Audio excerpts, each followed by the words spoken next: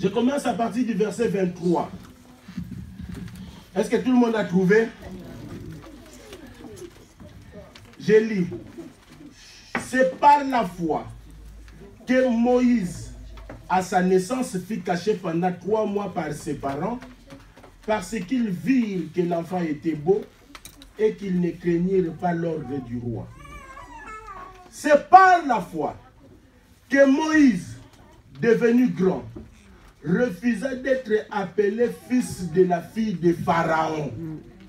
Aimant mieux être maltraité avec le peuple de Dieu que d'avoir pour un temps la jouissance du péché. Maintenant, regardez ce que Moïse voyait. Regardant l'opprobre de Christ comme une richesse plus grande que les trésors de l'Égypte. Car il avait les yeux fixés sur la rémunération. Amen. Est-ce que l'Église est avec moi? Amen. Moïse, l'Écriture dit que les yeux étaient fixés sur la rémunération. Il regardait, qu'est-ce que lui regardait? Il regardait l'opprobre de Christ. Il regardait l'opprobre de Christ comme un trésor plus grand que les trésors de l'Égypte. C'est-à-dire que tous les trésors de l'Égypte, Moïse a abandonné ça à cause du royaume. Parce qu'il regardait la rémunération. Or, quand on parle de la rémunération, on parle du royaume. Amen. On parle de la vie éternelle. Amen. C'est ce que Moïse a vu. Parce que l'opprobre de Christ, c'est l'opprobre de Christ qui nous fait entrer dans le royaume. Amen. Et Moïse, quand il a vu ça, frère, il a abandonné sa richesse. Voilà pourquoi, frère, hein, il faut regarder. Si tu vois des choses comme Moïse, frère, parce que c'est ça le modèle. Si tu vois des choses comme Moïse, il y a des choses dont tu te tracasses, mais là tu ne vas même pas. Des choses que toi tu cherches aujourd'hui. Hein? Tu fais des jeûnes et des prières. Mais Moïse a abandonné ça. Amen. Toi tu fais des jeûnes. Oh Seigneur Dieu, donne-moi l'élévation. Je vais être élevé. Seigneur, tu as promis. Tu m'avais fait asseoir avec les grands. Moïse était grand.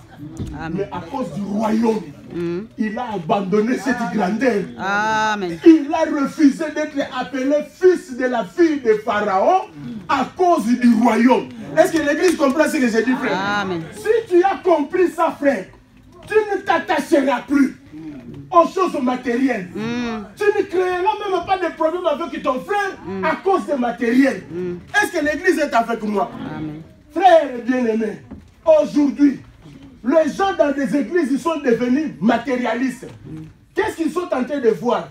Au lieu de voir le royaume, au lieu de voir l'opprobre de Christ, mais ils voient juste le matériel. Ils voient le matériel. Oh Seigneur Dieu, donne-moi le mariage. Dieu te donne le mariage et après. Ah bon, Seigneur Dieu, donne-moi des enfants, je veux des enfants, Seigneur. Ça veut dire que quelqu'un qui s'attache à Christ, voilà pourquoi, frère, il faut faire attention à des gens qui sont zélés dans les églises. Il y en a qui sont zélés parce qu'elle attend un enfant.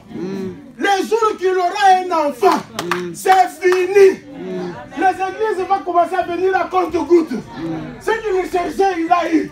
Tu n'as pas compris. Tu es païen. Tu resteras païen.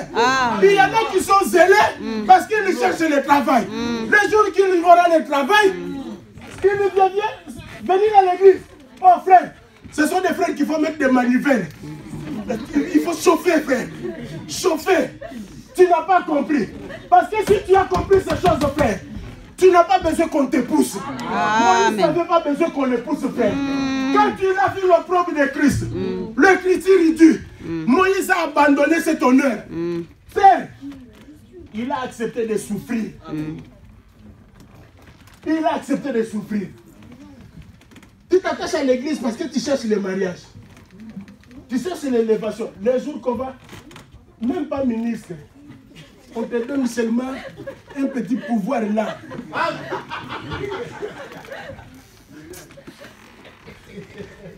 Oh frère, je suis débordé. Je n'ai plus le temps aujourd'hui. Ah, nous comprenons que tu n'as pas encore vu. Est-ce que l'église est avec moi? Amen. Tu n'as pas encore vu. Parce que c'est lui qui a vu.